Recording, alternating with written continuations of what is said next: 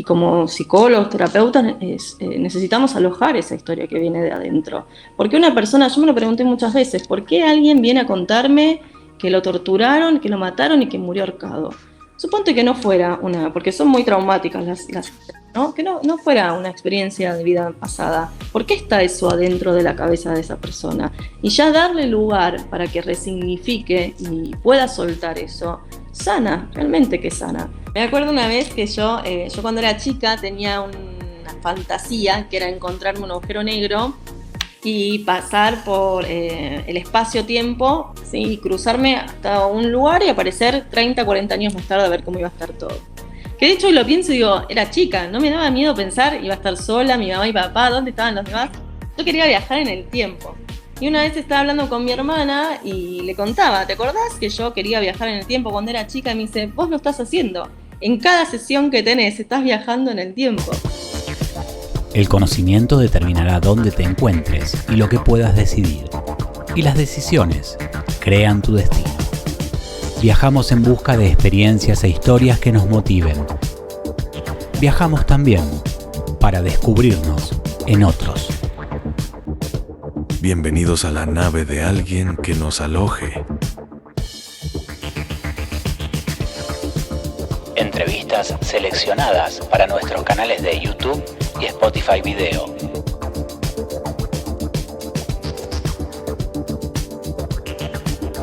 Bienvenidos a la nave de alguien que nos aloje. Despegamos. Bueno, Aldi, una de las primeras preguntas que quiero hacerte es, con tu experiencia, la virtud que podemos encontrar en una terapia regresiva. A mí me gusta pensar a la técnica de la terapia regresiva como una técnica del alma, una técnica psicoterapéutica que es para curar el alma y entendiendo que el trauma es la asociación de un evento que es sorpresivo y repentino, que perturba el bienestar de una persona y que está cargado de una emoción. La terapia de vidas pasadas entiende que ese trauma, como no hay tiempo, puede venir de esta vida o de otras vidas. Y hacer una terapia de este estilo tiene un montón de beneficios porque no importa de dónde viene esa información. Muchas veces pueden ser metaforizaciones del inconsciente, pueden ser así como los sueños, pueden ser experiencias de vidas pasadas. Entonces, poder hacer lo que es la abreacción del síntoma, resignificar esa historia, darle un cierre, verdaderamente alivia, sin importar de... A mí lo que me interesa, lo que me gusta de la técnica es que uno no tiene que creer en la reencarnación para tener una experiencia con las vidas pasadas. Porque, como te digo, esa información puede ser un relato que alguien necesite sacar de adentro suyo y que necesita ser alojado y reinterpretado. Exacto. Quizás en esto está bueno esto que destacaste, que no hace falta creer, sino que es volver a vivenciarlo, porque donde se discute es de decir, importa mucho que sea verdad o no, y quizás lo que importa es el sanar hoy. Tiene que ver mucho más con eso. Sí, totalmente. De hecho, a mí me pasa, por ejemplo, en las sesiones, que después de hacer una experiencia así, uno queda sin entender qué pasó, ¿no? El otro día una chica me decía, ¿qué me hiciste? ¿Qué fue todo esto que apareció? Porque queda la incertidumbre de si fue real, si no, de dónde vino esa información. Y lo importante es que no buscamos comprobar si fue real, sino lo posterior a hacer una terapia de vidas pasadas. En ese tiempo, si hay cosas que se atenuaron, si hay síntomas que desaparecieron, si hay angustias que se fueron, eso es lo que vale. Y ya carece de sentido si viene, ¿de dónde viene? Si viene del inconsciente, del alma, si realmente sucedió. Hay técnicas que se basan en corroborar esa experiencia que aparece. Entonces, por ahí puntualizan en hechos concretos de una vivencia, como un lugar, una fecha, nombres, que después se hace todo un trabajo de buscar si esa persona existió, si no. En lo que es la terapéutica, no nos basamos en eso porque no tiene sentido corroborar si es real, si no, sino aliviar un síntoma, Tal resolver un cual, conflicto. tal cual. ¿Y qué dentro de tu experiencia, que por ejemplo, mucha gente le tiene, vamos a decir, miedo a la hipnosis, a decir, bueno, ¿qué me va a pasar? Me desaparezco, me voy a un estado inconsciente, que tengo que confiar también en el terapeuta. ¿Qué es lo que pasa? Un poco para desandar ese miedo, ¿no? Sí, sí, de hecho es interesante eso porque hay preguntas de, bueno, yo trabajo todo virtual, porque a veces estoy en el país, otras veces no, entonces decidí trabajar virtual y tiene muchas cosas que son buenas, que uno desde su lugar está cómodo, conoce los ruidos, se permite más ese estado alterado de conciencia, pero aparecen un montón de dudas con, por ejemplo, si se corta la luz, si se corta internet, ¿dónde quedo? O me quedo atrapada en ese lugar. Ahí está, Y sí. Eso es justamente lo que entonces, a ese punto iba, porque es el miedo, es un poco tratar de ponerle luz a ese tipo de miedos que bueno, como lo relatás, no sucede sí, nada no. no. Que de hecho se llama hipnosis, pero en realidad uno no está hipnotizado. Es un estado alterado de conciencia, un estado de conciencia expandido, en donde al estar acostado, con los ojos cerrados, se expanden otros sentidos y uno conecta con eso interior más profundo y empieza a relatar, como el método de la asociación libre, como el psicoanálisis, empiezan a aparecer información. Y alojamos esa información, en donde siempre está consciente y despierta la persona porque vamos hablando, vamos trabajando, no queda atrapado en ningún lugar porque trabajamos desde un síntoma presente, entonces suponte que viene a trabajar una angustia que está en el presente y vamos a trabajar desde ese lugar, desde lo que hoy siente y como te digo, está relatando una experiencia en un estado medio meditativo, despierta, consciente. Entonces, no hay manera de estar atrapado, por ejemplo, en un pasado porque el síntoma está en el presente. Entonces, vamos a trabajar desde el presente. Después ha pasado, me pasó, por ejemplo, que se cortó internet o se cortó la luz y se vuelve a conectar sin problema porque es como estar hablando y estar recordando cosas o estar diciendo una historia, no relatando un sueño, por ejemplo. Exacto, Y a mí me exacto. gusta mucho la metáfora del cine, ponerlo como si fuera cuando vos estás yendo a ver una película. Llega un momento que vos estás mirando la película y estás muy metido en la escena, hasta si se muere el protagonista te angustiás y llorás, pero nunca perdés la conciencia de que estás en un cine, sentado en una butaca mirando la película, pero igualmente estás metido en la película. Bueno, igual es lo que sucede. Vos estás en tu casa sabiendo que estás acostado, que estás hablando conmigo, pero de golpe empieza a aparecer una escena que te angustia o que tiene que ver con lo que te está pasando y te emocionás o te enojás, pero nunca perdés tu conciencia de que estás en una terapia de regresión. Genial, genial. Y justamente muy importante la guía del terapeuta. El terapeuta lo que tiene que, digamos, en su nivel profesional es hacer las preguntas correctas de acuerdo al trauma. O sea, por ejemplo, de algunas situaciones que te acuerdes de sanaciones comprobadas con respecto a traumas. ¿Con qué venía la gente? ¿Con qué problemática? Y si se puede decir cómo se resolvió. Sí, me vienen varias, ¿no? Pero me Sí. acuerdo una chica que de hecho ella me contó la historia, me permitió que la publique, que tenía asma desde muy chiquita, tenía también afecciones en la piel y bueno, hicimos una regresión que de hecho a mí no me gusta decir, bueno, vos por este síntoma necesitas 3 sesiones, vos 4 o 5, sino que lo dejo más libre albedrío del alma, el tiempo que necesite para trabajar.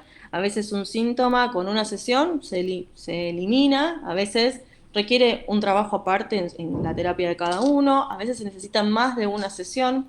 Entonces, con esta chica estábamos trabajando, bueno, el tema de los ahogos, del asma y también el tema de la piel. Y resulta que era una regresión en donde estaba en un campo, ella se veía en un campo, se veía como secuestrada, había unos hombres que la tenían en ese lugar. Bueno, toda la historia, mucho no me lo acuerdo, pero sé que en ese lugar le pegaban, la maltrataban, ella se quiso escapar y cuando se quiso escapar no lo logró y la mataron. y en ese lugar de estar atrapada eso le generaba ansiedad, le generaban los maltratos o lo que le estaba pasando, los síntomas en el cuerpo. Y ella me escribió después de esa sesión que no tuvo más asma, el síntoma desapareció, de hecho usaba El PAF, ese. sí, dejó de usarlo, pero por indicación del médico, por supuesto. Sí. Y los síntomas en la piel que tenía como herpes, que muchas veces se asocian a experiencias de abuso en otra vida, ella había pasado por una experiencia así, también empezaron a atenuarse la piel.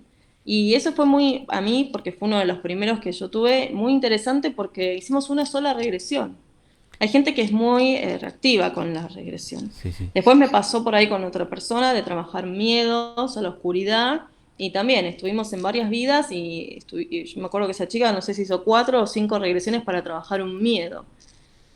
Pero bueno, ese hecho puntual fue muy simbólico porque enseguida le desaparecieron los síntomas. Sí, y hay seguro un montonazo de puntos recurrentes. O sea, la manera de que uno murió, vamos a decir, en alguna vida, hay como una marquita que queda, quiero pensar, porque vos lo vas comprobando. O sea que dentro sin ahondar el motivo del por qué quedan esas marcas, creo que, por ejemplo, lo que es muerte, lo que es la parte de abusos, todo eso queda de alguna manera como marcas en el cuerpo. Sí, bueno, el psiquiatra Ian Stevenson estudiaba las marcas en los niños y después corroboraban que esa persona había existido y que había muerto, por ejemplo, no sé, con un golpe en ese mismo lugar. Y se comprobaba que la mancha de nacimiento, las marcas con las que uno venía, tenía que ver con la forma en que alguien moría. Sí, sí. Sí, Él, sucede que eso. él trabajó con el caso de las hermanas Pollock, muy famoso. Sí, mucho también en la India, que ahí hay toda una creencia, por supuesto, de reencarnación que ya es cultural, no como nosotros. Y bueno, y esto lo escribió en muchos libros en donde lo pudo corroborar. Acá, por ahí, en la marca, yo no mucho no me meto, pero sí lo que se ve es la creencia final con que una persona muere. Por ejemplo, que se genera una distorsión cognitiva ahí.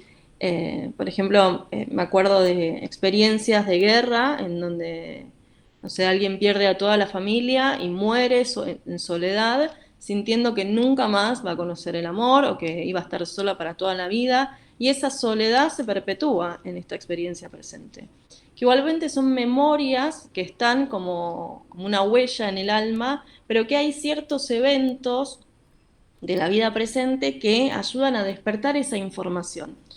Y acá me meto en el tema, bueno, porque es algo que transito, que es el espiritismo, Sí, en donde uno reencarna para evolucionar, para que el alma evolucione. Entonces esos aprendizajes están en el alma esperando ser resueltos. Venimos con un propósito, con alguna misión, y eso se despierta después con eventos presentes, con personas que conocemos y nos activaron esas memorias. Entonces, puede ser ahí estás que, contando un poco el porqué.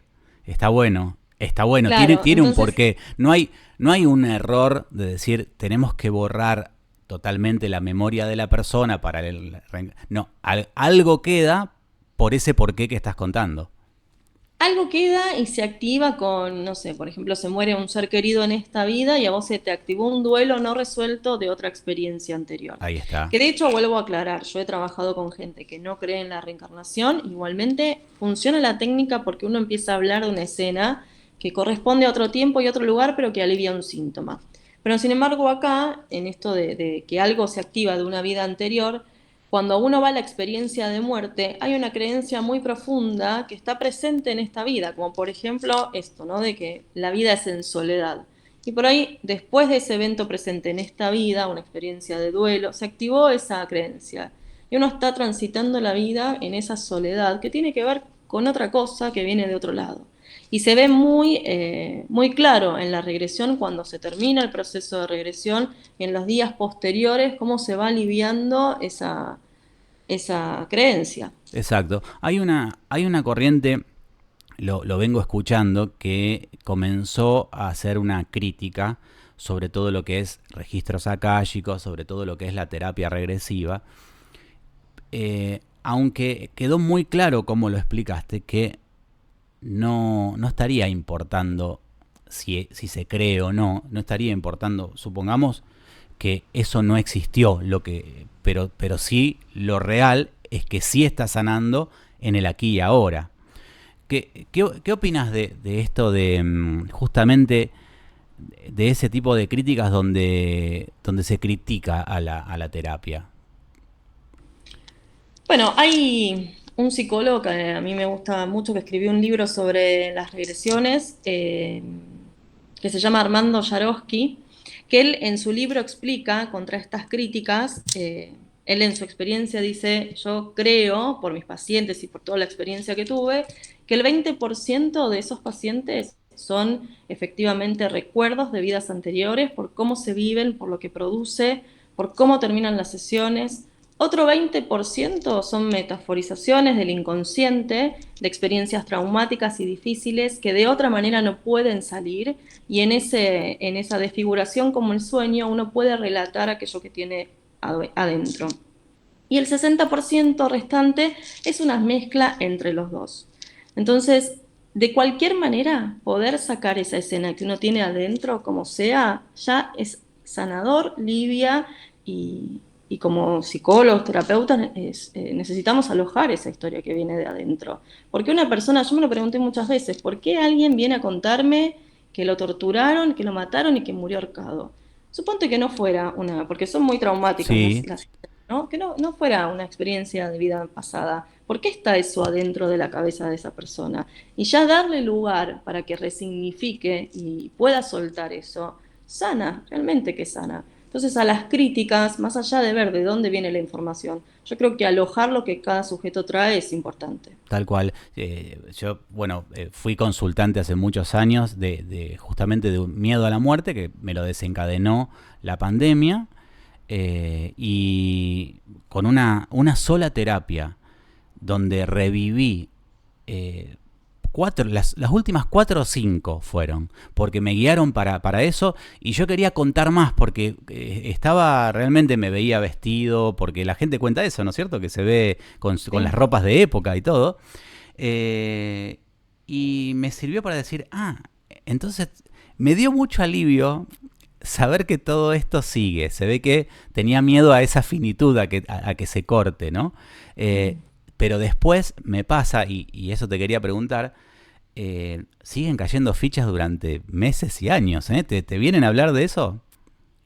Sí, bueno, vienen por ahí con la pregunta de si es posible grabar una sesión. Yo no tengo problema que la sesión se grabe, pero el miedo es a olvidarse todo lo que ahí se vive. Que lo terapéutico es poder hacer la técnica, resignificar esa información, sacarla de dentro de uno y no volver a escucharlo. Ahí, en eso de grabar y volver a escuchar, no tiene mucho Mm. sentido, terapéuticamente hablando, pero viene con esto del miedo a olvidarse lo que pueden vivir en la experiencia. Y no te olvidas nunca, porque pasan los años y vos seguís recordando esa experiencia que tuviste y Totalmente. resignificando, y te caen también ciertas fichas de cosas, de gente que te encontrás. Y a mí me pasó gente que me dijo: aquella persona que vi en esa vida que no sabía quién era, me la encontré después de tantos años y descubrí quién era, por ejemplo.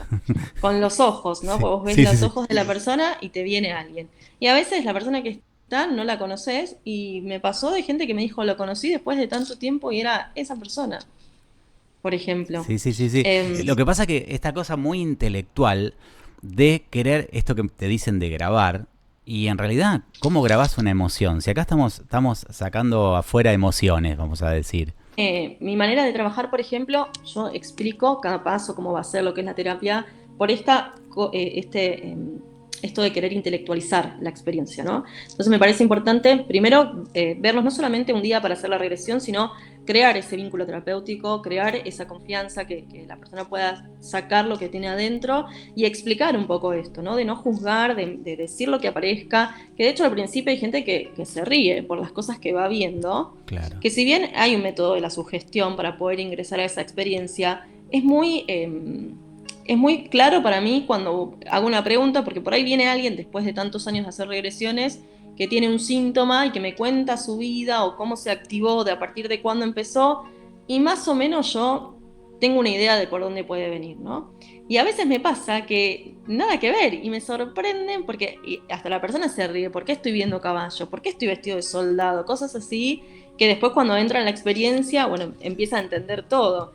Pero por ahí desde mi lugar pregunto Claro. si, no sé, si está en un lugar abierto, si es cerrado, si, o hay cosas que voy pensando y debe ser que es una guerra. Y por ahí me dicen, no, nada que ver. Ahí te das cuenta que hay una información que está adentro de la persona, que sabe dónde está y que uno no está sugestionando. Buenísimo, buenísimo esto que contás, porque uno también dentro de la experiencia, uno ya dice, bueno, esto ya es por esto. Y esto de decir que te sigue sorprendiendo es que no hay un molde hecho que vos decís, no, siempre hay algo que lo tiene la persona, ¿no? Y te pasa en algún momento de decir, como vamos a decir, como alguna canalización de que vos le empezás a decir cosas que ni vos te acordabas que se lo dijiste, o sea, porque estás vos también como terapeuta entrás en ese mundo. Sí, a mí me pasa, me gusta mucho la técnica porque es algo que viene de la persona, como esto que te decía, ¿no? El sujeto trae la información y empieza a alargarla. Y me gusta que sea de esa persona la información, no tener que yo decir lo que siento, lo que veo a diferencia de otras técnicas, ¿no? Yo decirle, mira, creo que vos te moriste por esto o está pasando. No, me gusta empezar a alojar lo que el sujeto saca. Y por ahí tengo sensaciones o me pasa de ver lo que está pasando. Como que me meto mucho en la experiencia que ya no sé si yo estoy en trance o si es lo que me está relatando o viste de dónde viene, pero a veces siento que estoy sintiendo lo que está pasando, pero trato de ni siquiera, por supuesto, ni involucrarme ni decir nada de lo que a mí me parezca, porque lo interesante es todo lo que va alargando y sacando esa persona. Claro, de alguna manera estás como también vos metida en la historia, casi sintiendo a la par. Sí, totalmente. Estoy en la experiencia. Me acuerdo una vez. Es como ir al cine todo el tiempo. Me acuerdo una vez que yo cuando era chica tenía una fantasía que era encontrarme un agujero negro y pasar por el espacio-tiempo. Viste que bueno, yo tenía muchos libros de personas que de golpe desaparecieron y aparecieron 30 años más tarde.